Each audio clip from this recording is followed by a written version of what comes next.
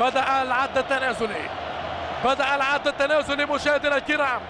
5 دقائق يقرر الحكم كوفي كوتشا لنهاية هذا العرس الكروي العربي الافريقي. 5 دقائق بالتمام والكمال. واكيد وأن النادي الصفاقسي في وضعية المدافع والنادي الاهلي في وضعية المهاجم. وكرة مرتدة والحارس احمد الشواشي. كرة مرتدة دفاعية من بشير المشرقي والحارس احمد الشواشي. اليوم حارس كبير جدا.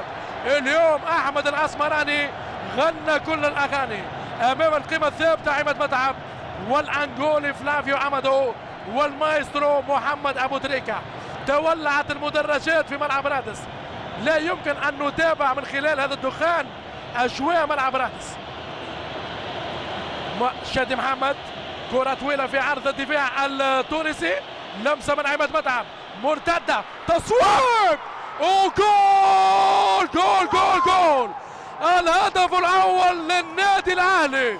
محمد أبو تريكة يخطف الهدف، هدف غالي جدا.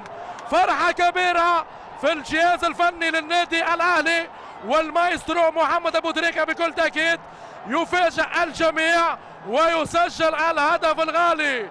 هدف قاتل، هدف تراجيدي.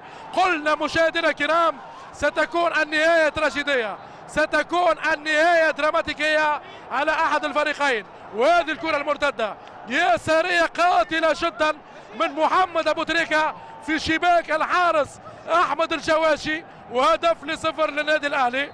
هدف والله بصراحة قاتل على الدفاع التونسي. شوف بدون مراقبة، على طول محمد أبو تريكة يضع الكرة في شباك الحارس أحمد الشواشي. وسباق ضد السرعة حاليا يخوض النادي الصفاقسي.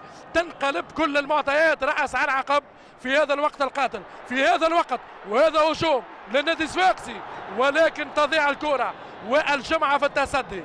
والرياض ينطلق في هذه الكرة. اكيد هدف يقيم صمت رهيب حاليا على ملعب رادس.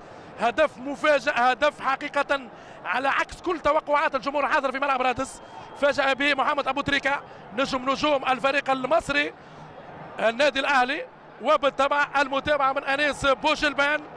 اكيد وانه هنا في ملعب رادس النادي الاهلي كان مع نهاية الشوط الثاني اكثر مجازفة، اكثر اصرار وعزيمة لخطف الانتصار، وكان له ذلك بما انه تمكن في الوقت البدل الضائع من انهاء كل احلام النادي الصفاقسي بالفوز بهذه الكأس لاول مرة في تاريخه. على كل لم تنتهي المباراة تنتهي عند الصفرة النهائية للحكم البنيني كوفي كوتشا.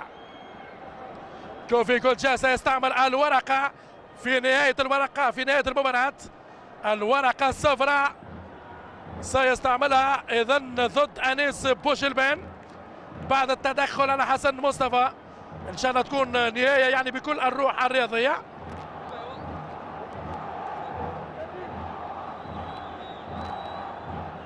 اذا مشاهدينا الكرام الحكم كوفي كوتشا يراقب الساعة. التغيير يطلب مدرب النادي الصفاقسي. كرة في وسط الدفاع للنادي الاهلي عبد الكريم النافتي. انيس بوشلبان، الحكم يطلب اللعب ويقول تماس للنادي الصفاقسي. كرة داخل منطقة الجزاء وشادي محمد. تفتكروا الكرة من جديد استرجعها كابتن الفريق المصري. الضغط اصبح على ممثل كرة القدم التونسية فاتح الغربي، يكسب ضربة مخالفة والرياض يعود. الخروج منتظر اذا دخول لبلاس كواسي وخروج للشادي الهمامي. خروج متوسط ميدان دفاعي، دخول مهاجم واضح. اخر فرصة كبيرة جدا من اجل التعديل ولعب ركلات الترجيح بالنسبة للنادي الصفاقسي، او النهاية طبعا السعيدة للاهلي والدراماتيكية للنادي الصفاقسي. كرة من عبد الكريم النافتي في الدفاع الاهلاوي، ترجع عكسية ولا تبقى لاحمد شديد الكناوي. احمد شديد الكناوي. طبعا حسام البدري يطلب من كل اللاعبين العودة الدفاعية ما عدا فلافيو امادو. لحظات تاريخية، لحظات قاتلة بالنسبة للكرة الصفاقسية والتونسية عامة، وسعيدة بكل السعادة بالنسبة للأهلاوية والمصرية بصفة عامة. كرة طويلة من بشير المشرقي ونهاية المباراة مشاهدينا الكرام بتتويج النادي الاهلي للمره الخامسه في تاريخه، يعادل الرقم القياسي لنادي الزمالك، 5 القاب للنادي الاهلي، والنادي الصفاقسي يفشل في التتويج. الف مبروك بالطبع لكل عشاق النادي الاهلي والكره المصريه بصفه عامه، حظ اوفر للنادي الصفاقسي، وهذه هي الكرة دائما تبقى لا تقبل، لا تعترف بالمستحيل. مانويل جوزيه فعلها اخيرا، تمكن من وضع اللمسات الاخيره لقلب المعطيات لصالح النادي الاهلي. الف مبروك من جديد للنادي الاهلي والنادي الصفاقسي، اكيد نشكره على كل ما قدمه لكل عشاق الكره التونسيه منذ بدايه الادوار التمهيديه الى حد هذا الدور النهائي. كره القدم بكل السعاده، كره القدم بكل التعاسه، هذه هي ميزه كره القدم.